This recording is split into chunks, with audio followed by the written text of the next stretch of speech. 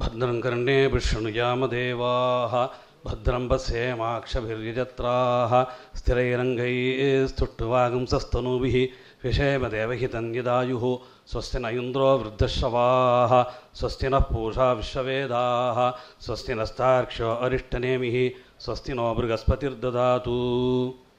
वेदशास्त्रपुराणानां विशेषार्थप्रकाशकं सर्वविद्यास्वरूपं तं हयग्रीवं नमाम्यहं।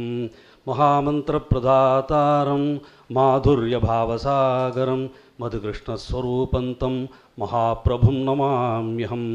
राधारससुधारूपां राधाप्रेममुदान्वितां राधासेवनिमग्नान्तां Namami रूपमञ्जरीं।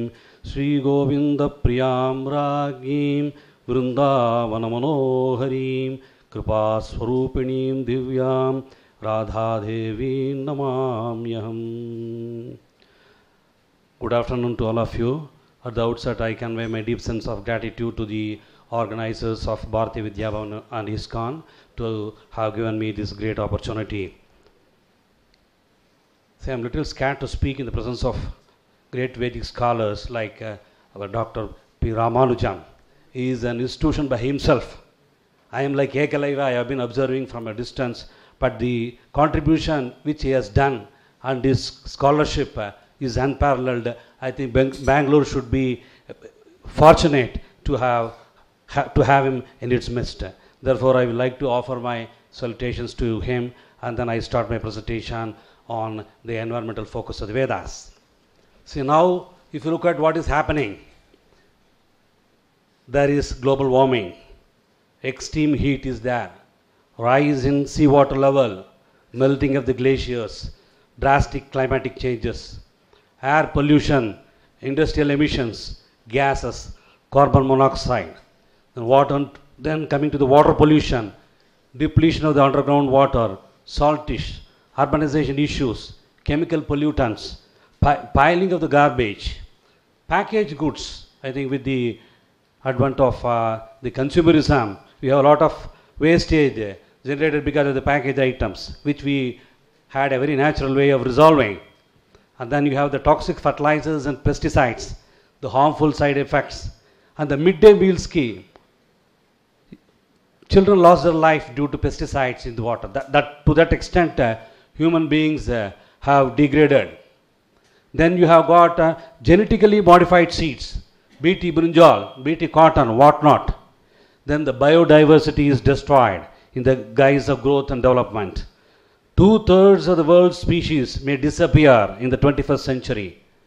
For all these things, there is only one answer, that is the human greed.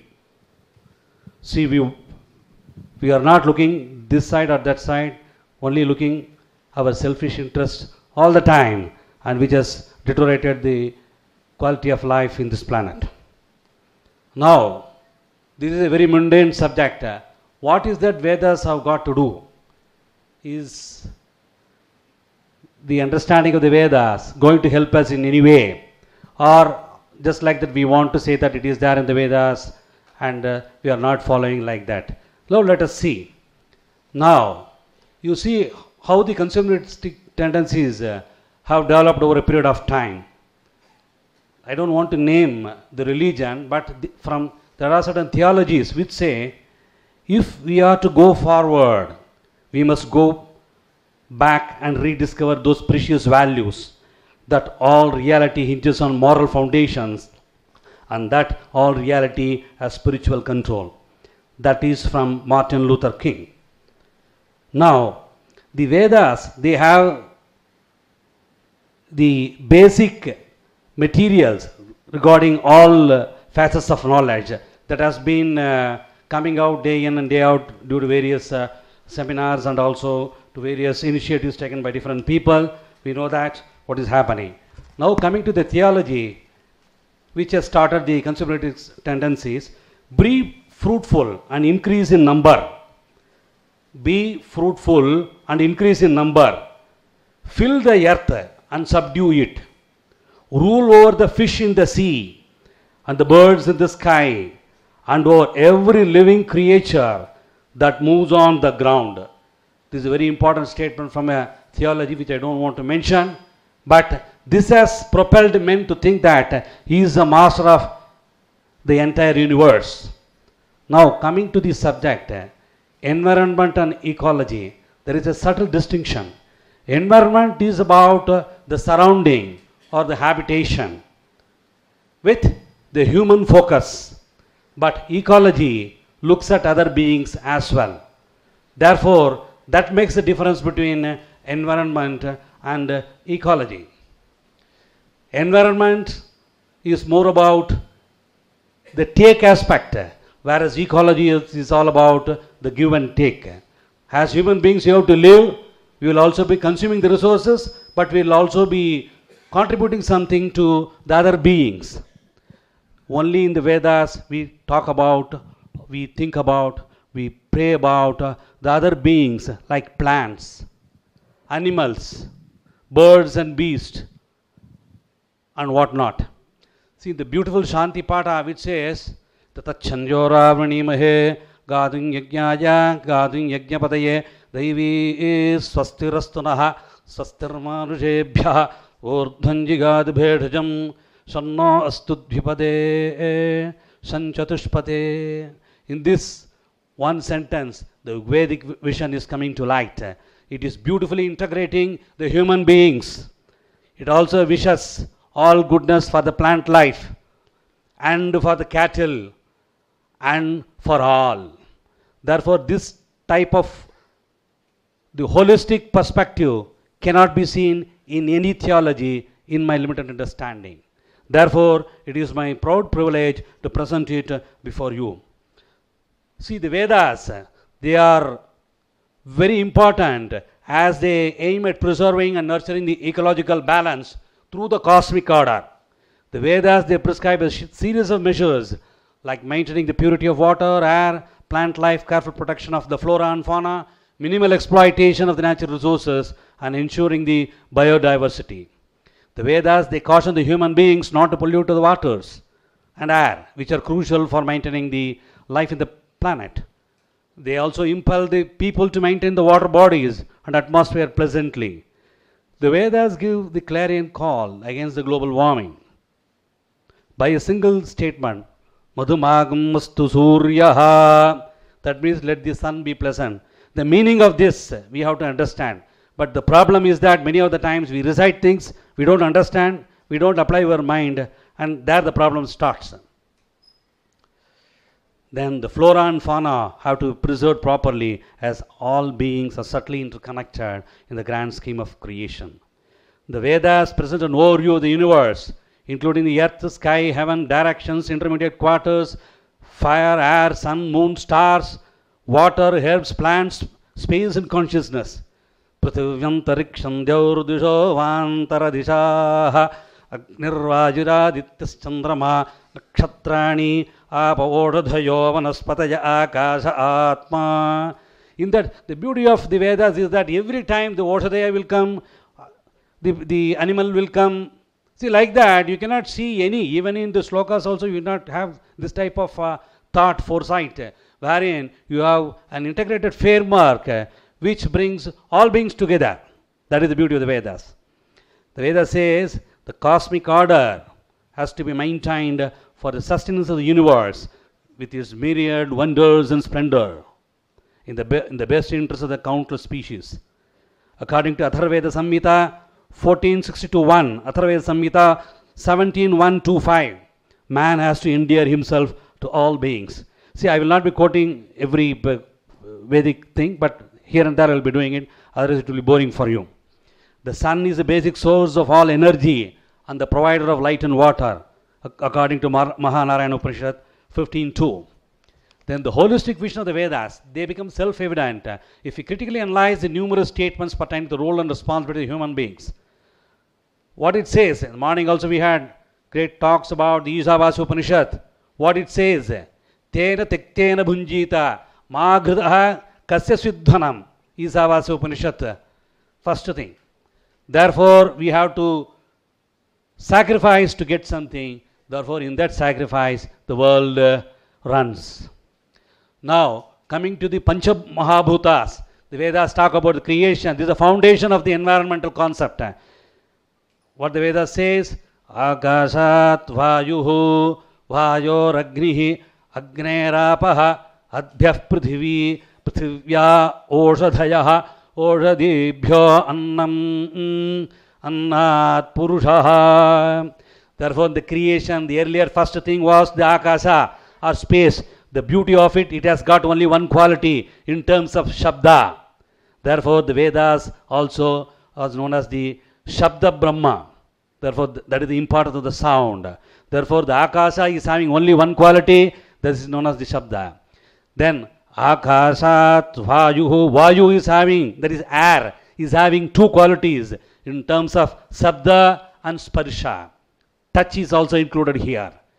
Then the third one, Agni, has got three qualities encompassing Shabda, Sparsha, Rupa. That is, form is also included.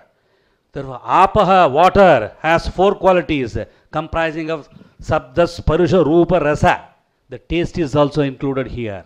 And the Prithvi, the earth, possesses five qualities in terms of Sabda, Sparsha, Rupa, Rasa, Gandha. Gandhavati, Prithvi. That's an important thing. Therefore, wherever this Gandha is there, the Prithvi Tattvam is there. These are all the Panchamahabhutas. Now, in terms of identifying the human personal qualities based on the inherent nature of the Panchabhuta, see, what is there in the outside is within the inside of a person. It's within the, what is there in the Anda is there in the Pinda, within the person. Therefore, the Akasa denotes the vision. Vayu represents detachment. Agni means simplicity. Apaha refers to equanimity, and Prithvi resembles patience. Not only that, the Vedas declare that the Panchamahabhutas, in terms of Akasha, Vayu, Agni, Apa, and Prithvi, are honey to all beings, and all beings are honey to these primordial five elements as well. In the US, you call everyone as honey. Here also honey is there. I think the word for honey is madhu. Don't take the Tamil madhu. Madhu means honey. Therefore, we will talk about that later also. I got something to talk about madhu in a deeper sense. Now, how the grossification has happened, what the Vedas say. See, the Tanmatras, Sabdasparsha, Ruparasa, Gandha, all the five Tanmatras, what they did what is known as the Panchikarna process of pentamerous self-division and mutual combination. This is known as the Panchikarna. The Tanmatras, they exist by themselves. Phase 1, phase 2, tendency to divide into two parts. That is, everyone wants to divide into two parts. And the third one, they actually divide into two parts. And the split is complete. And then the fourth one half remains intact and the other half split into four. That is why for the Akasha Tattva, if you have one half Akasha plus mathematics professor's genius is there. Before him I am scared to talk about mathematics. But here I have to tell you, one half of Akasha plus 1/8 of Vayu, 1/8 of Agni and 1/8 of Prithvi. These things make us one. This process is known as the Panchikarna process, which is given in the Vedas. Like that, every Panchabhuta does, and from the Tanmatra, the gross elements, they come into being. That is also given beautifully in the Viveka Chodamani of Shankaracharya. He has given it beautifully, how those things happen and how you can relate to the gross from the subtle. Parasparam shaihi militani bhutva स्थूलानि न स्थूल शरीर हेतवः मात्रास्तदीया विषया भवन्ति शब्दादयः पंचसुखाय भोक्तुः. Therefore, this process is known as the Panchikarana. And what happens to waters? The Vedas are fancied about the waters. Lot of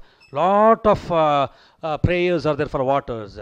आपो वा इदगं सर्वं विश्वाभूतान्यापः प्राणा वा आपः पशव आपो मृतमापो नमापर सम्राडापो विराडापः सुराडापः संधागस्यापो ज्योतिगिष्यापः सत्यमापः सर्वा देवता आपो भूर्भुवः सुवरापो ओम. Therefore, water is everything. The waters, offerings to the waters of the wells, pools, clefts, holes, lakes, morasses, ponds, tanks, marshes, rhymes, streams, rivers, ocean. Given in Taittiriya Samhita 7.4.13. Waters are healing. Taittiriya Samhita 7.4.19. And they purify and make one bright. Taittiriya Samhita 1.2.1. Water confer bliss. Mahanarayana Upanishad 154. Water is ambrosia and medicine. Taittiriya Samhita 177. One shall destroy that causes pollution to waters, says the Mahanarayana Upanishad 158. The rivers are to be worshipped. In the Aghamarshal Sukta we have this. Namme Gange Varune Saraswati Eshutu Dristva Magam Sajata Parushniya Asikniya Marudhe Vitastayarji Kiye. This is also said in a different context. When the person passes away, when you have the asti, this is known as the washing away all the sins of the person during cleansing of the asti. This is being said, this mantra is said at least once in a lifetime. Even after death, one person listens that, then that takes him to a greater plane of consciousness. Now the advantage in reading Sanskrit and Vedic literature and talking in English, that your English also will get improved, because a lot of things, as the professor said, from the foreigners, we pick up a lot of words which are really beautiful. Even the translations, they are poems. They are like poetic, as I said, great people. I have got great admiration, but nevertheless, we have to go based on our own sampradaya. There's no doubt on that. And now about the monsoon. Now you are having the monsoon. Is there any reference about the monsoon in the Vedas, about the southwest monsoon? Morning Governor also said that the Vedas clearly belong to us only, to this part of the world only. Therefore, there is a reference about the Salila Vata, refers to the wind from the water. The Vedas contain references to monsoon. Taittiriya Samhita 4.4.12, Rigveda Samhita 119.7, Rigveda Samhita 137.6, Rigveda Samhita 138.8, Rigveda Samhita 164.8, 188.5, 583.1 and 585.4. All these things contain reference to the monsoons and about the water, and about the wind which arises from the water. Then coming to the about the Parjanya. The Parjanya, you know that this is the rain god. It's very important for us to know, particularly people from Chennai. I think we may be having surplus, but anyway, people like us always want Parjanya to be with us always to resolve the problem of urbanization that we have in our place. See how the rain is coming. There is a beautiful statement in the Vedas.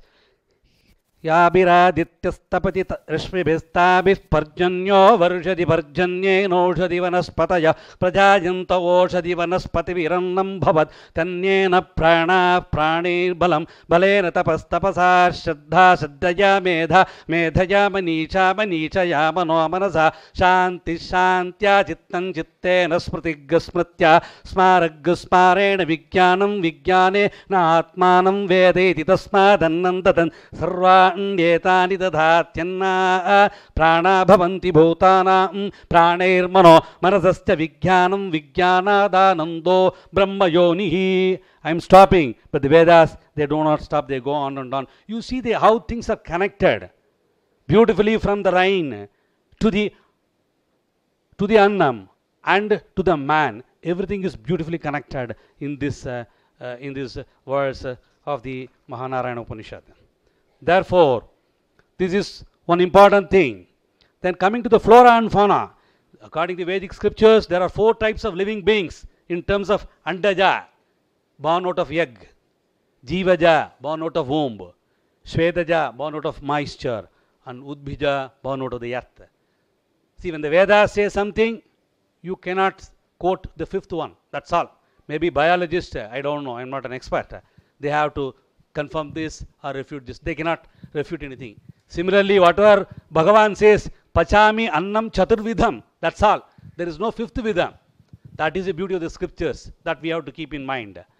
Therefore, all the beings, living beings, can be classified into these 4 categories. Now the Vedas inspire these human beings to nurture and nourish the forest and give paramount importance for plant life. See, we have got, when you have the structure of the Vedas, Vedas have got the Samhitas, the Aranyakas, the Brahmanas, and the Upanishad. And the Aranyakas are very important because the rishis, they dwell in the forest. aranye dhiyita. Chaturthakala bhakta syad aharaharva bhaikshamashniyat. See, I am very embarrassed to talk in English in a forum like that. We should be talking only in Sanskrit, but unfortunately neither you nor I can do that. That's the whole problem. Therefore English comes to the rescue. Therefore aranye dhiyita, that means you have to reside in the forest with a lot of vratas, niyamas and things like that. Therefore, that life is very important. In what is known as the Siksha Sastram, there is an Naradiya Siksha is there, then the Vyasa Siksha is there. These scriptures, they talk about how to pronounce the Vedas, how to give that matra, balam, all those things, how to give that. They quote the examples from that for the forest environment. Due to lack of time, I am not going into those areas. Now coming to the animals, they are Vayavya, Aranya, Gramya. That's all. Vayavya, Aranya, Gramya. The birds are also included. Reference about the Garutman and other things. In the list of animals, if you see, I have got a huge list from various, running to so many pages. Different types of animals, species. Whatever you name, it is there. And then the Vedas hail the trees, the roots, the panicles, the corona, the branches, the leaves, the joints, the twigs, the flowers and the fruits. Taittiriya Samhita 7, 3, 19 to 20. There are so many animals, bipeds and quadrupeds. According to Taittiriya Samhita 5.2.5, which have to be protected. Atharva Veda Samhita 6.107.1. The cattle is the wealth. Madalla matrayavai. Selvathul selvam savichalvam. Selvam selvathul ellam talai. Madalla, madu means cattle. In the Tamil also we call Madu means Selvam. Therefore cattle is the wealth. The Vedas also say that. And then man has to be auspicious to the bipeds and the quadrupeds. Taittiriya Samhita 2.3.14. One shall not find fault with the animals. Therefore we should not criticize anything in the creation. Everything has a purpose. We may be knowing or we may not be knowing that. According to Chandogya Upanishad 2.18.2. And the beautiful, in the Upanishad, Chandogya Upanishad, we have got the fivefold upasana of the Samam. Him means the goat, Prastava, sheep, Udgita, cows, Pratihara, horses, Nidhana, man.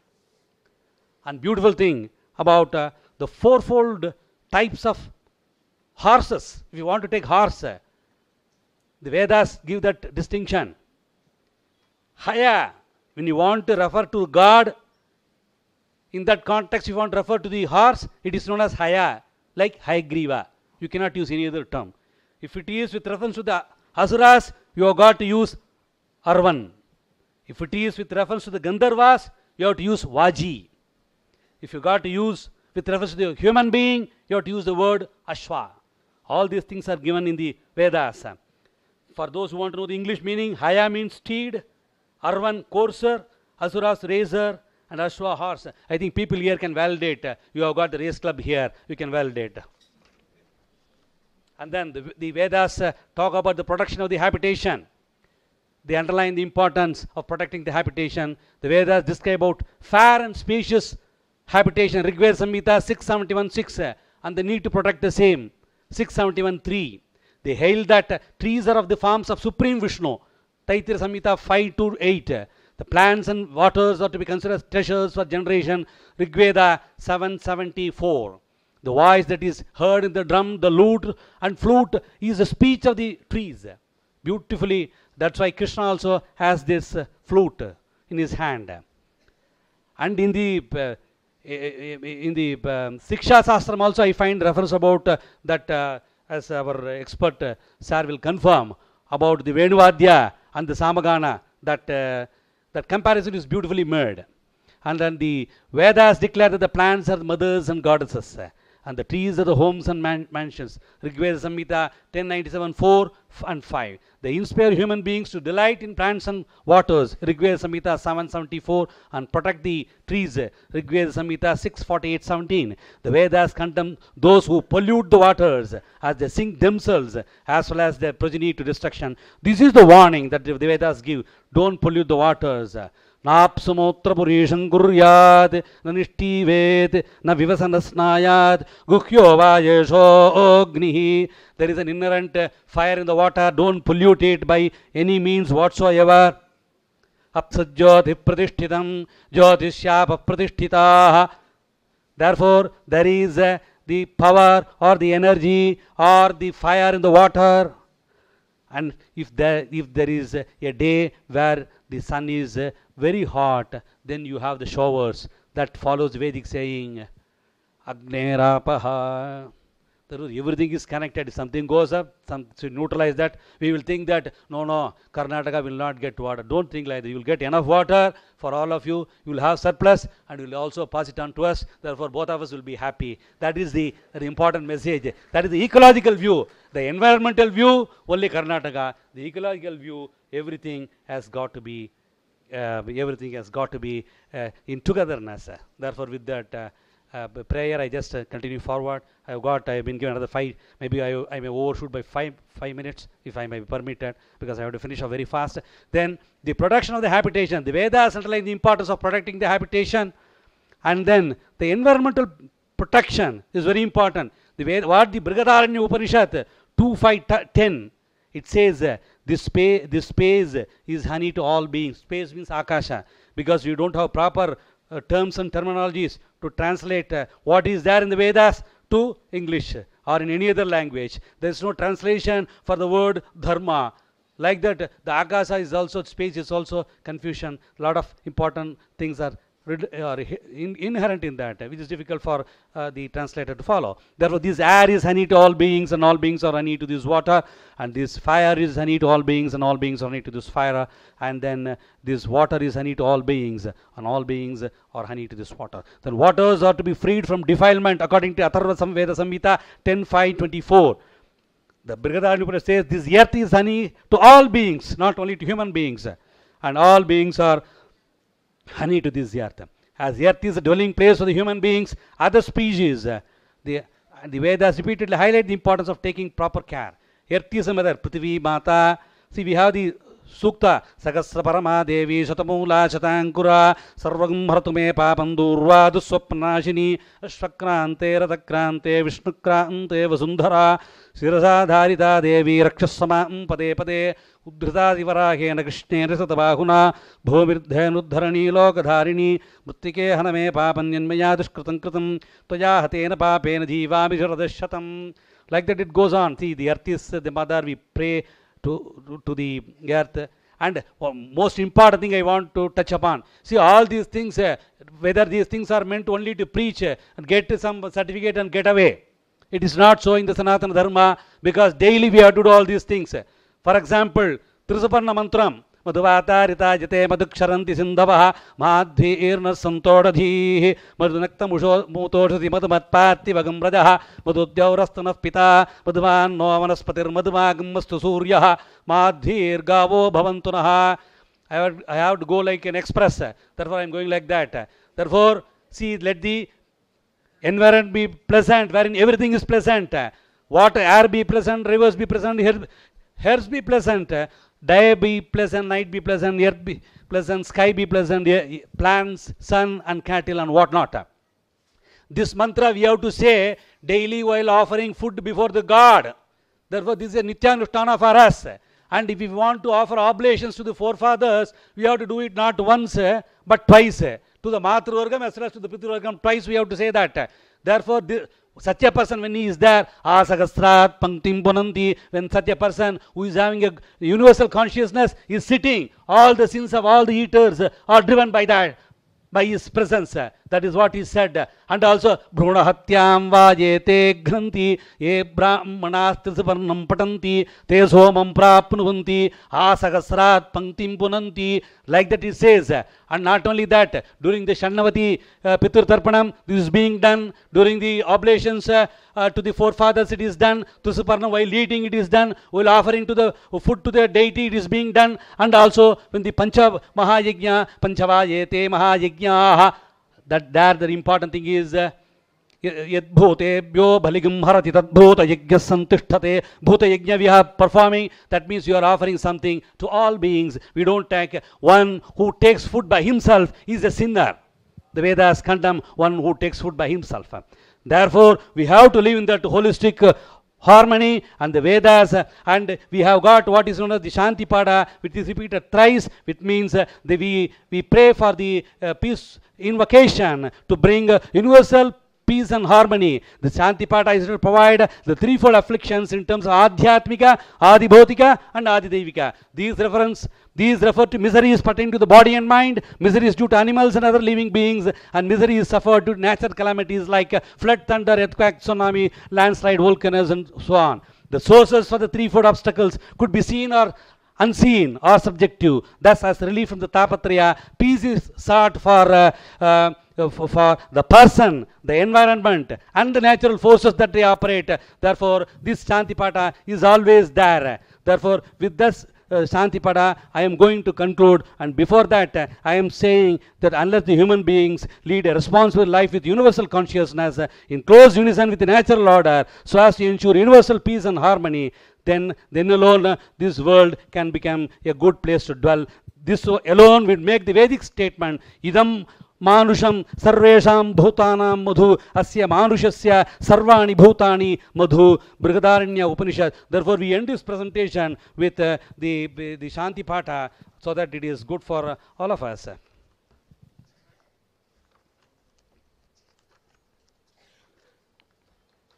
Shanta Sagnina Santa Same Shanta Suchagum Samayato Antarikshagum Shantam Tatvayuta Shantam Tanme Shantagum Suchagum Samayato Dyav Shanta Sadityena Shanta Same Shanta Suchagum Samayato Prithvi Shantir Antarikshagum Shantir Dyav Shantir Disha Shantiravantara Disha Shantirakti Shantir Vayu Shantiraditya Shantir Chandrama Shantir Nakshatrani Shantira Pashantirodaya Shantir Vanaspataya Shantir Gaur Shantir Raja Shantir Ashwa Shantir Purusha Shantir Brahma Shantir Brahmana Shantir Shantir Eva Shantir Shantir Me Astu Shanti Abirgir Bhiryadato Navo Namapyaya Harivo Vardhamanaha Yadastotrubhyo Mahi Gotra Rujasi Bhuyishtabhajo Atate Syama Brahma Pravadishmatam Mahasit. Om Shanti Shanti Shanti Hari Om.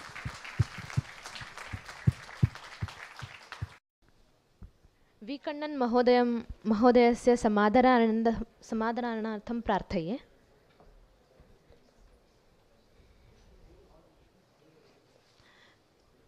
पञ्चतन्मात्रं वातावरणम् इत्यादि तस्य विषये यत् महोदयेन कथितं तद् निश्चयेन वर्णनीयम् आसीत्.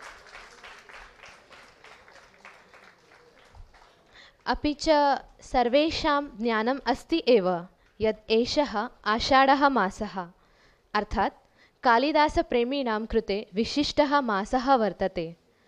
एतद् अस्माकं महत् भाग्यं यत् आषाढः मासे एव अस्य कार्यक्रमः समारब्धः. K. Kannan said Sanskrit University is starting evening college classes for BA after PUC. Those who do not have PUC need not worry. We have already started Sanskrit classes in Bharati Vidya Bhavan, Pravesha, Parichaya, Shikshaka, and the next one is Kovida, even though you have not even passed the SSLC. You can come to us. The classes will be on Saturdays only. Thank you. And we have also diploma in Bhagavad Gita, 3 years courses, 6-month semester, 3 chapters in a semester, and we have already coming to complete the first semester. We are starting the fresh batch from November. Therefore, the answer is we have Veda classes also every Thursday, Wednesday and Thursday, 6 to 7:30. We are teaching all the 4 Vedas, Upanishads, Rudra, Chamaka, Narayana Sukta, everything. It is conducted in Bharati Vidya Bhavan, please come to us and contact us. We will provide you all the facilities. Thank you.